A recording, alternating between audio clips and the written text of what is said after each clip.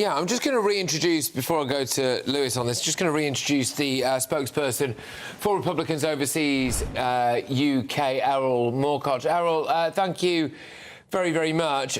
So, yeah, we're going to hear from Trump tomorrow, 11 a.m. New York time. Forgive me for not knowing immediately off the top of my head exactly what time that is for our viewers and listeners. 4 in the afternoon. 4 in the afternoon. That's why I have people here near me. What are we expecting him to say?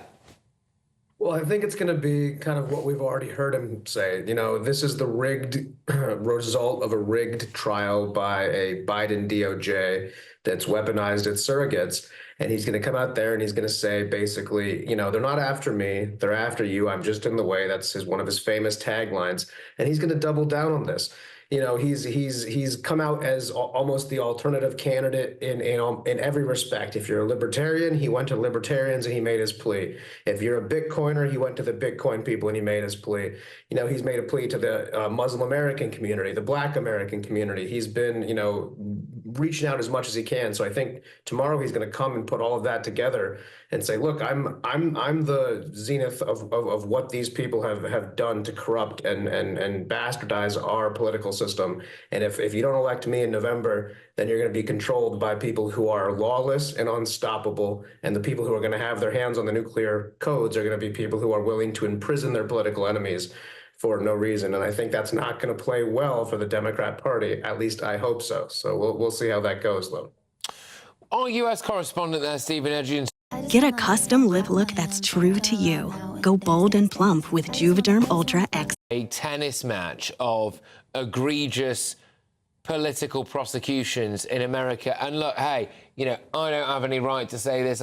Really, I'm not American. I'm a Brit, and I don't want to be seen in any way to be, you know, casting aspersions on your great country, and for my money, you know, our best ally, absolutely. But I do put it to you that if it ends up in that situation where it is this tennis match of vicious political prosecutions, you know, that's a bit Russia. It's also, well, it's a bit Banana Republic, actually. Do you think it'll get there? Well, I don't think it will get there. And I'll say that when we won the presidency in 2016, even though there were chances of lock her up, and yes, there was some bad blood, President Trump, you know, turned away from that and focused on the country as opposed to persecuting the people who he had defeated in that election. I don't think that it would help our country at all to be going tit for tat. I mean, yes, we could find some trumped up charges, no pun intended, and bring Joe Biden down in some, you know, random city in the South, but that's not going to help anybody. And I think the Republicans need to, you know, not only, if we win, which we are going to, we need to be the bigger party. We need to show America that we're not going to go tit for tat. We're going to ignore these people. I mean, is he your guy for that, though? You know, look, I do put it to you, is he your guy? The first words out of Trump's mouth after this rigged trial, conflicted judge, disgraceful trial. He's fighting for his country and the Constitution. This has been done by the Biden administration. This is all crooked. You know, how does what you've said there chime with what we are, well, with Donald Trump, really?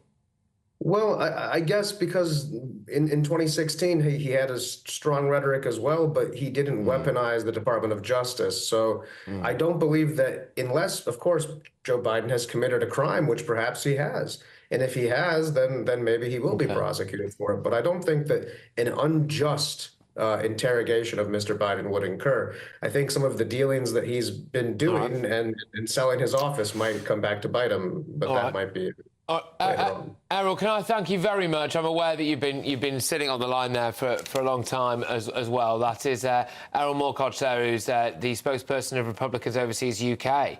And thank you for having me. Thank you very, very much. I think I might be joined now. I might. Yes, I have.